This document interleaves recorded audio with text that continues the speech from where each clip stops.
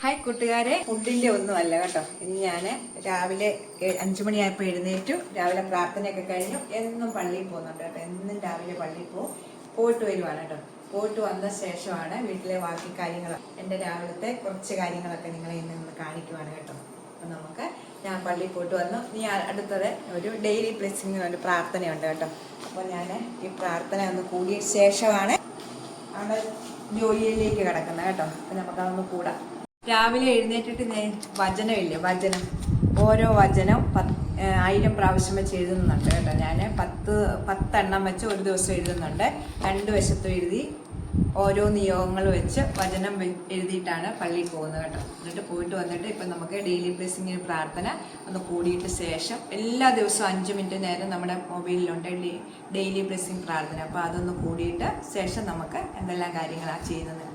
വചനം കേൾക്കുന്ന ഈ സമയം, പ്രാർത്ഥിക്കാൻ തെരഞ്ഞെടുത്ത ഈ ഇതെല്ലാം കഴിഞ്ഞിട്ട് പരിപാടി തുടങ്ങിയിട്ടുണ്ട് കേട്ടോ. അതെ, തീ കത്തിച്ച് ഇവിടെയാണ് അരി ഇടുന്നത് കേട്ടോ.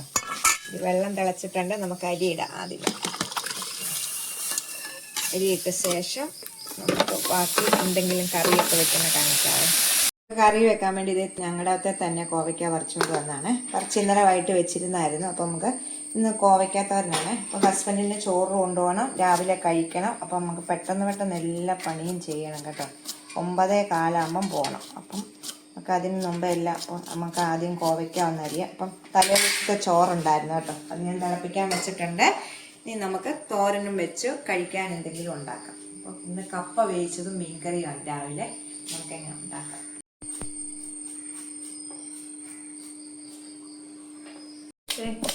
ഈ കപ്പ നമുക്ക് പെട്ടെന്ന് തന്നെ കൊത്തി അടുപ്പിലോട്ട് വെക്കാം കേട്ടോ. അപ്പം തന്നെ സമയം 8 മണിയായിട്ടുണ്ട്.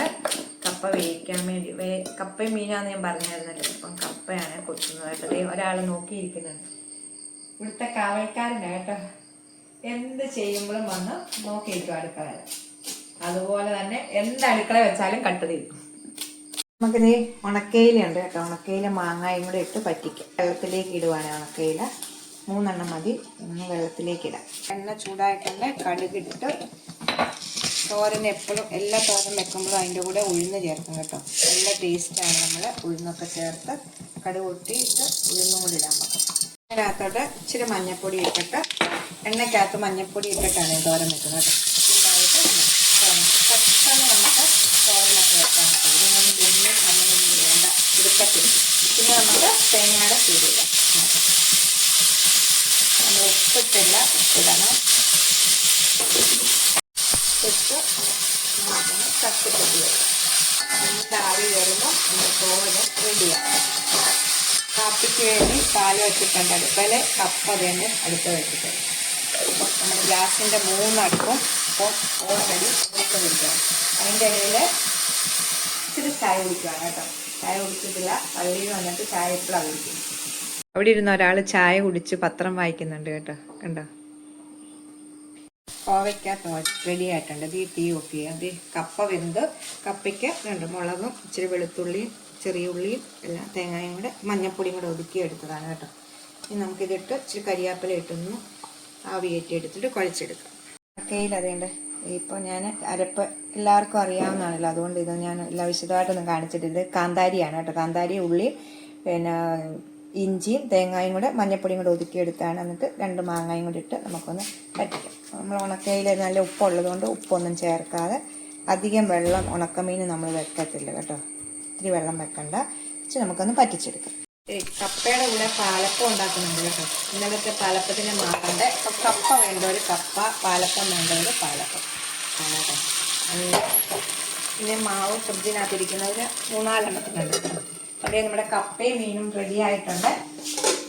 കപ്പയും മീൻ, കപ്പ വേവിച്ചതും പിന്നെ മീൻകറി ഇന്നലത്തെയാണ് കേട്ടോ. കിളിമീൻ കറി, മുളക് അരച്ചത്.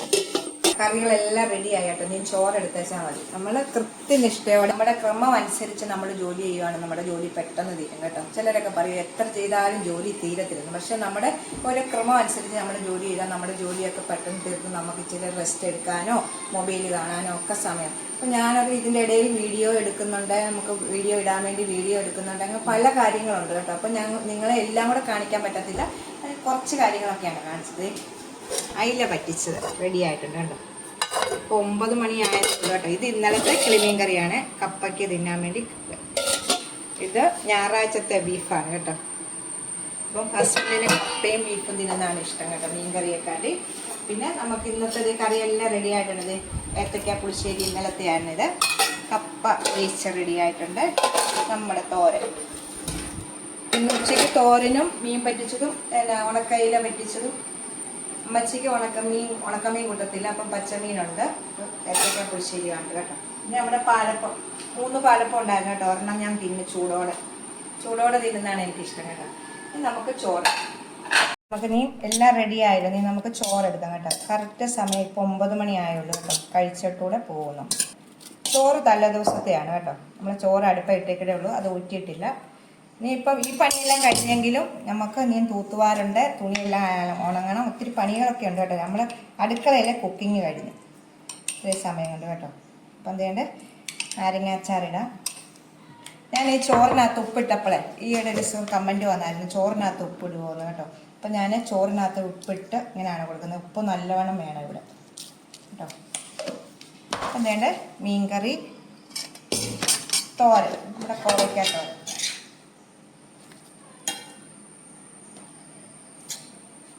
ഇത്രയും കറിയാണ് വെച്ചിരിക്കുന്നത്.